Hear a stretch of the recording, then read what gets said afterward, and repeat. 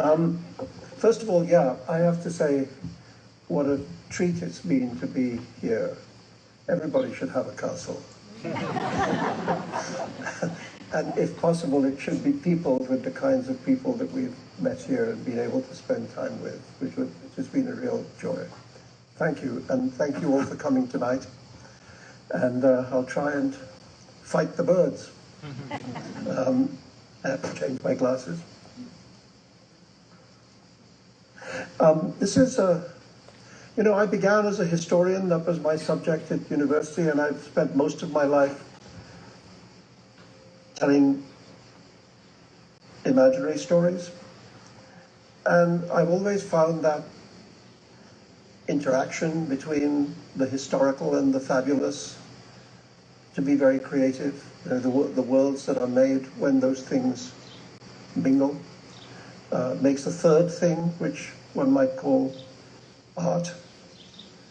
And so this is, I'm going to read you something that I've never read from before because it's a novel I've only just finished and which will be published next February, so you're getting a sneak preview of the beginning.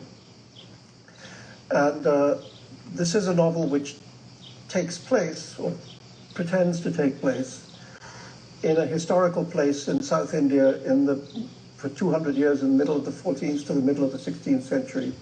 There was an empire called Vijayanagar. Vijayanagar, the word Vijaya means victory, and the word Nagar means city, so Vijayanagar means Victory City, and that's the name of the novel. This is a kind of fairy tale of that time. As you'll see, it's not exactly historical. On the last day of her life, when she was 247 years old, the blind poet, miracle worker, and prophetess, Pampa Kampana, completed her immense narrative poem about Bisnaga and buried it in a clay pot sealed with wax in the heart of the ruined royal enclosure as a message to the future. 4.5 centuries later, we found that pot and read for the first time the immortal masterpiece named the Jaya Parajaya, meaning victory and defeat, written in the Sanskrit language as long as the Ramayana, made up of 24,000 verses.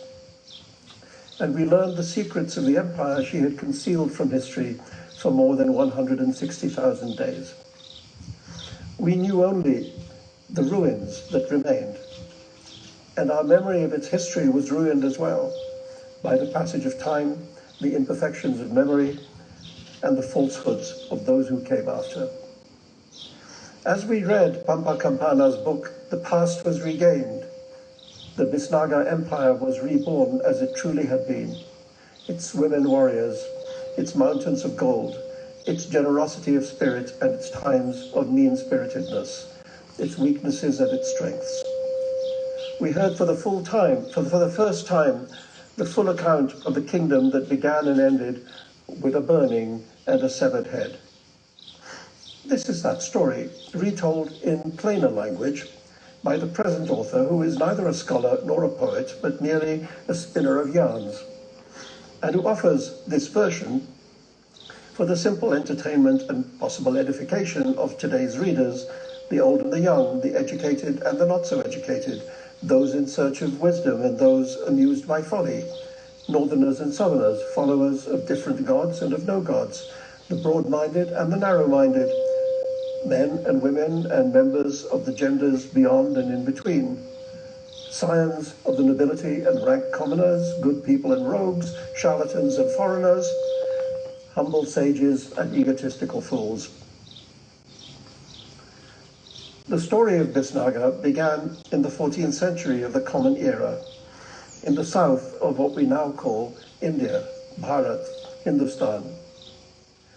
The old king, whose rolling head got everything going, wasn't much of a monarch, just the type of ersatz ruler who crops up between the decline of one great kingdom and the rise of another. His name was Kampila, of the tiny principality of Kampiri, Kampila Raya, Raya being the regional version of Raja, king. This second-rate Raya had just about enough time on his third-rate throne to build a fourth-rate fortress on the banks of the Pampa River, to put a fifth-rate temple inside it, and to carve a few grandiose inscriptions into the side of a rocky hill. But then the army of the north came south to deal with him. The battle that followed was a one-sided affair, so unimportant that nobody bothered to give it a name. After the people from the north had routed Kampila Raya's forces and killed most of his army, they grabbed hold of the phony king and chopped off his crownless head. Then they filled it with straw and sent it north for the pleasure of the Delhi Sultan. There was nothing particularly special about the battle without a name, or about the head. In those days, battles were commonplace affairs, and naming them was a thing a lot of people didn't bother with. And severed heads were traveling across our great land all the time for the pleasure of this prince or that one. The Sultan in his northern capital city had built up quite a collection. After the insignificant battle, surprisingly, there was an event of the kind that changes history. The story goes that the women of the tiny defeated kingdom, most of them recently widowed as a result of the no-name battle, left the fourth-rate fortress after making final offerings at the fifth-rate temple, crossed the river in small boats, improbably defying the turbulence of the water, walked some distance to the west along the southern bank, and then lit a great bonfire and committed mass suicide in the flames. Gravely, without making any complaint, they said farewell to one another and walked forward without flinching. Nor were there any screams when their flesh caught fire and the stink of death filled the air. They burned in silence. Only the crackling of the fire itself could be heard. Pampa Campana saw it all happen. It was as if the universe itself was sending her a message saying, open your ears, breathe in and learn. She was 9 years old and stood watching with tears in her eyes, holding her dry-eyed mother's hand as tightly as she could, while all the women she knew entered the fire and sat or stood or lay in the heart of the furnace, spouting flames from their ears and mouths. The old woman who had seen everything, and the young woman just starting out in life, and the girl who hated her father, the dead soldier, and the wife who was ashamed of her husband because he hadn't given up his life on the battlefield, and the woman with the beautiful singing voice were being prepared as a well-spiced dish to set before the Sultan's victorious generals for their gastronomic delight. But those fragrances, the turmeric, the big cardamoms and the little cardamoms too, failed to mask the unique cannibal pungency of women being cooked alive, and made their odor, if anything, even harder to bear. Pampa Campana never ate meat again, and could not bring herself to remain in any kitchen in which it was being prepared. All such dishes exuded the memory of her mother, and when other people ate dead animals, Pampa Campana had to avert her gaze. Pampa's own father had died young, long before the nameless battle, so her mother was not one of the newly widowed.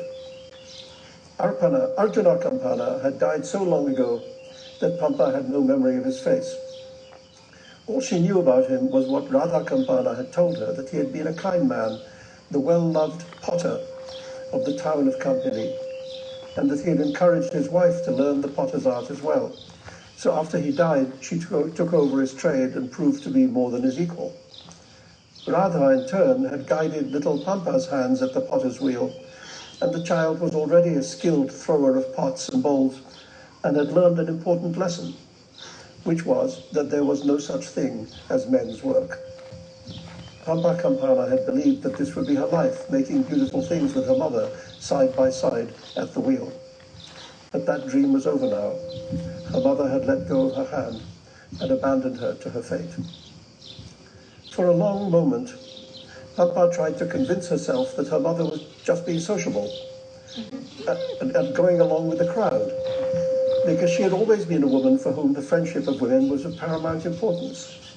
She told herself that the undulating wall of fire was a curtain behind which the ladies had gathered to gossip, and soon they would all walk out of the flames unharmed, maybe a little scorched, smelling a little of kitchen perfumes perhaps. But that would pass soon enough, and then Pampa and her mother would go home. Only when she saw the last slabs of roasted flesh fall away from her mother's bones to reveal the naked skull did she understand that her childhood was over. And from now on, she must conduct herself as an adult and never commit her mother's last mistake. She would laugh at death and turn her face towards life. She would not sacrifice her body merely to follow dead men into the afterworld. She would refuse to die young and live instead to be impossibly, defiantly old. It was at this point that she received the celestial blessing that would change everything. Because this was the moment at which the goddess Pampa's voice, as old as time, started coming out of her 9-year-old mouth.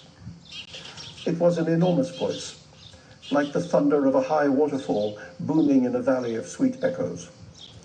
It possessed a music she had never heard before, a melody to which she later gave the name of kindness. She was terrified, of course, but also reassured. This was not a possession by a demon. There was goodness in the voice and majesty.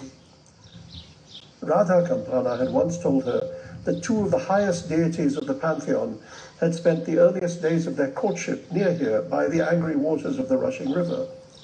Perhaps this was the queen of the gods herself, returning in a time of death to the place where her own love had been born. Like the river, Pampa Kampana had been named after the deity.